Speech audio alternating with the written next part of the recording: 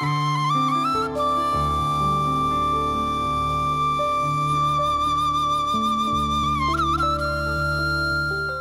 TV நேயர்களுக்கு இனிய காலை வணக்கம். இன்றைய நாளிலே உங்களுக்கு ஒரு பெஸ்ட் பிராக்டிஸ். வவுனியாவிலே புளியங்குளத்தில் தம்பாப்பிள்ளை பிரேமரத்ன ராஜா என்பவர் ஆர்கானிக் முறை, இயற்கையான முறையில் ஒரு மல்லிகை பூத்தோட்டத்தை உருவாக்கி இருக்கிறார். அவர் ஒரு 1.5 ஏக்கர்ல இந்த மல்லிகை பூந்தோட்டத்தை உருவாக்கி இருக்கிறார். அந்த பூந்தோட்டத்தில் இருந்து வெளிநாடுகளுக்கு மல்லிகை பூ ஏற்றுமதி செய்யப்படுகிறது. பாருங்க, அது ஒரு பெஸ்ட் பிராக்டிஸ்.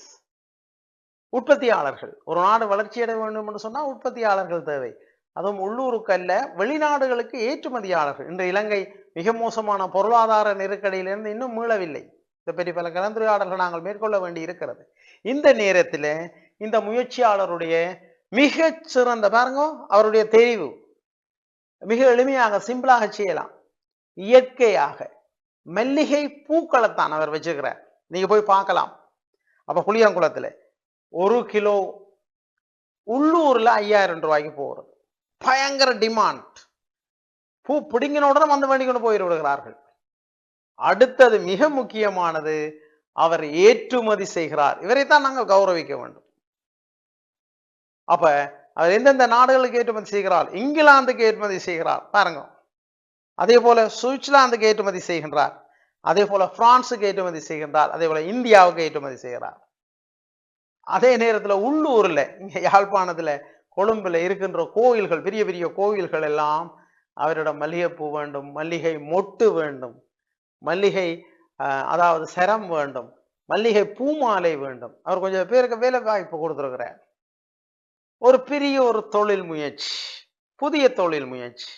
இப்ப அவர் சொல்றார், நான் இன்னும் ஒரு 13 ஏக்கர்ல செய்ய போறேன், பொதுமக்களையும் இணைத்து ஒரு மிகப்பெரிய தொழில் நிறுவனமாக மாற்ற போகிறேன்.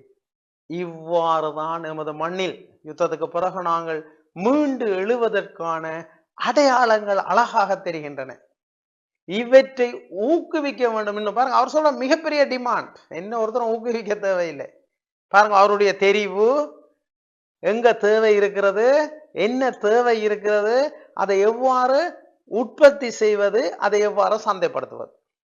இது உங்கள் ஒவ்வொருவருக்கும், சீனாவிலே ஒவ்வொரு தனி மனிதனும் உலக சந்தைக்கு பொருட்களை உற்பத்தி செய்து அனுப்புகிறார். இதே போல எங்களுடைய மண்ணிலே நாங்கள் ஒவ்வொருவரும், எங்களுடைய மிகச்சிறந்த இளைஞர்கள் இருக்கிறார்கள், சாதனை செய்யக்கூடிய இளைஞர்கள் இருக்கிறார்கள், அர்ப்பணித்து சேவையாற்றுகின்ற இளைஞர்கள் இருக்கிறார்கள். இந்த மனித வளத்தை பயன்படுத்தி ஒரு மிக உயர்ந்த உற்பத்தி கலாச்சாரத்தை நாங்கள் ஏற்படுத்த வேண்டும். இதுதான் மிக முக்கியமானது.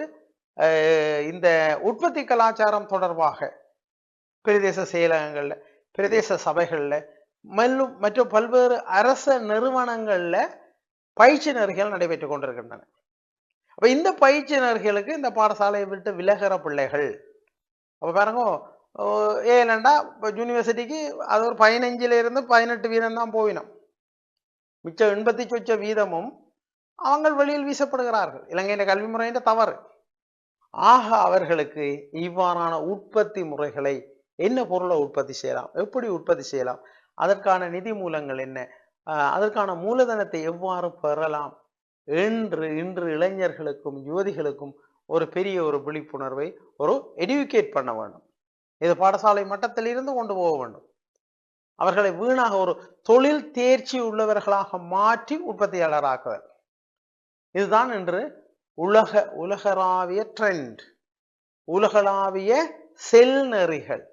அப்ப இந்த செல் நெறிகளுக்கு எங்களுடைய இளைஞர்களை நாங்கள் தயார்படுத்த வேண்டும். அது வீட்டிலிருந்து தாய் தந்தை, ஊடகங்கள், பாடசாலை, பொது நிறுவனங்கள், பிரதேச சபை, பிரதேச செயலகங்கள் என ஒரு பன்முக ரீதியாக இணைப்பாக்கம் செய்து எதிர்கால ஒரு நல்ல சந்ததியை, பொருளீட்டுகின்ற சந்ததியை உருவாக்குவோம். வணக்கம்.